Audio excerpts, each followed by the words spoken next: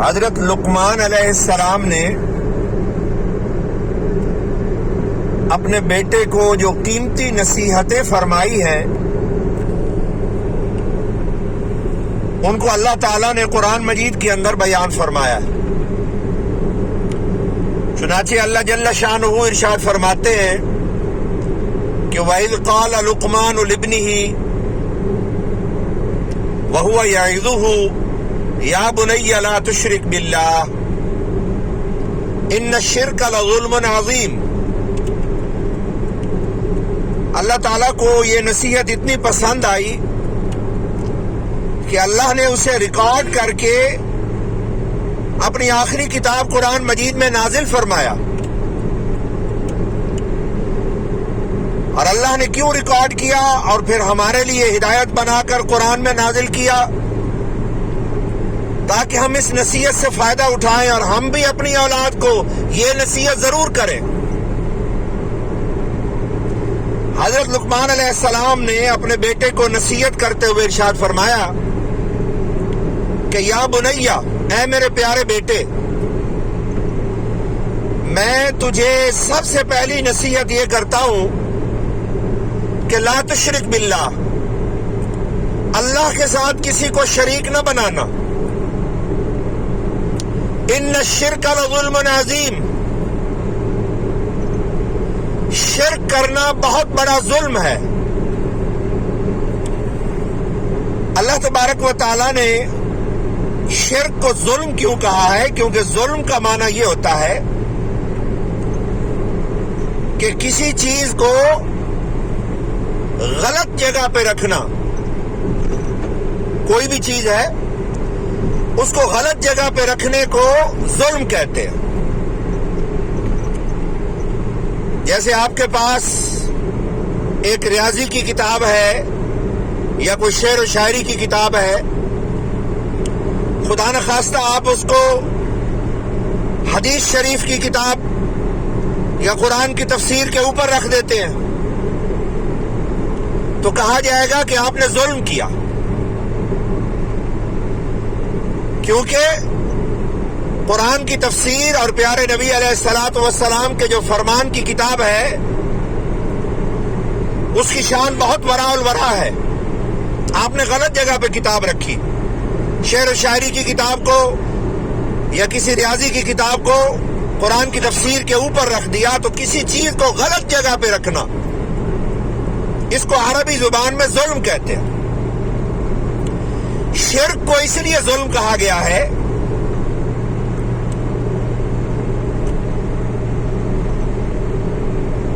کہ کوئی انسان شرک کرنے والا مخلوق میں سے کسی کو اٹھا کر اللہ کی جگہ پہ مقرر کر دیتا ہے، نعوذ باللہ من ذالک۔ کسی بت کو، کسی انسان کو، کسی نظریے کو اس کے مقام سے مخلوق کو اٹھاتا ہے انسان اور خالق کی جگہ پہ رکھ دیتا ہے، اللہ رب العالمین کی جگہ پہ مقرر کر دیتا ہے۔ تو چونکہ اس نے بے ادبی کی ہے، غلط جگہ پہ مخلوق کو مقرر کیا ہے، مخلوق کبھی خالق کے برابر نہیں ہو سکتی، اس لیے اللہ تعالیٰ نے قرآن مجید میں فرمایا کہ ان الشرک لظلم عظیم، کہ شرک کرنا بہت بڑا ظلم ہے۔ اور ظلم کس پر ہے یہ بھی سمجھ لیجئے، اللہ تعالیٰ پر ظلم نہیں ہے، اپنے آپ پر ظلم ہے، اس کائنات پر ظلم ہے، اپنی آنے والی نسلوں اور بچوں پر ظلم ہے، ماحول پر ظلم ہے، پوری انسانیت پر ظلم ہے شرک کرنا۔ کیونکہ جب آپ شرک کرتے ہیں اور شرک کو پھیلاتے ہیں تو آپ اس ماحول کو تباہ و برباد کرتے ہیں، آنے والی نسلوں پر ظلم کرتے ہیں، اپنے آپ پر ظلم کرتے ہیں۔ اس لیے اللہ تعالیٰ نے ارشاد فرمایا دین پر بھی ظلم کرتے ہیں، دین حق جو اللہ نے عطا فرمایا ہے۔ اس لیے اللہ جل شانہ نے قرآن مجید میں ارشاد فرمایا کہ حضرت لقمان علیہ السلام اپنے بیٹے کو نصیحت فرماتے ہوئے پہلی نصیحت یہ فرمائی کہ یا بنی لا تشرک باللہ، پیارے بیٹے اللہ کے ساتھ کسی کو شریک نہ بنانا۔ میں بھی اپنے بچوں کو، اپنی آنے والی نسلوں کو یہی نصیحت کرنا چاہتا ہوں کہ یا بنی لا تشرک باللہ، اے بچوں، اے میری اولاد، اللہ کے ساتھ کسی کو شریک نہ بنانا۔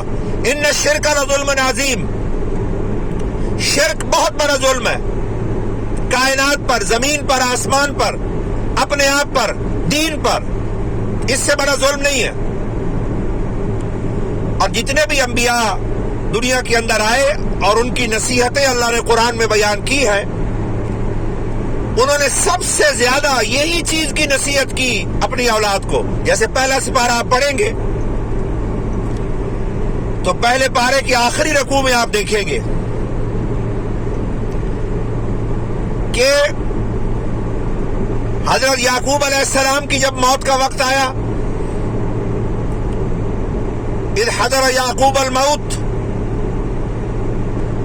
جب یعقوب علیہ السلام کے دنیا سے جانے کا وقت آیا تو انہوں نے اپنی اولاد سے ارشاد فرمایا کہ ما تعبدون من بعدی، میرے بعد کس کی عبادت کرو گے؟ یعنی اپنی اولاد کے عقیدے اور ایمان کی فکر ہے۔ اللہ کے نبی کو دنیا سے جاتے ہوئے ساز و سامان کی فکر نہیں ہے، پیسے کی فکر نہیں ہے، اللہ کے نبی کو اپنی اولاد کے ایمان کی فکر ہے۔ اور یہ اللہ نے اس لیے ریکارڈ کر کے قرآن میں بیان فرمایا کہ اے ایمان والو، تم نبیوں کے نقش قدم پہ چلو، تم سب سے زیادہ اپنے اولاد کے ایمان اور عقیدے کی فکر کرو۔ اور عقیدے کے اندر جو ٹاپ پریارٹی ہے وہ 3 عقیدے ہیں جو سب سے اوپر ہے۔ ایمان باللہ، اللہ پر ایمان لاؤ، ایمان بالرسالہ، اللہ کے نبیوں پر اور اللہ کے آخری نبی حضرت محمد مصطفیٰ صلی اللہ تعالی علیہ وآلہ وسلم پر ایمان لاؤ، اور ایمان بالآخرہ، آخرت پر ایمان لاؤ۔ یہ جو 3 ایمان ہیں یہ سارے ایمان کی جڑ ہے۔ سب سے زیادہ مسلمان کو چاہیے کہ ان 3 ایمانوں پر محنت کرے اور اپنی اولاد میں راسخ کرے۔ حضرت یعقوب علیہ السلام نے اپنی اولاد سے پوچھا موت کے وقت، وفات کے وقت، کہ ما تعبدون من بعدی، میرے بعد کس کی عبادت کرو گے؟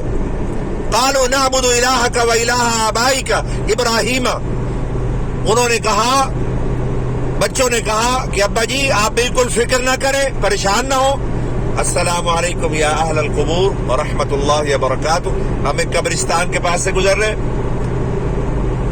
تو حضرت اولاد نے اپنے والد سے کہا کہ ابا جی آپ بالکل پریشان نہ ہو، ہم اللہ کی عبادت کریں گے، اس وحدہ لا شریک رب العالمین کی عبادت کریں گے۔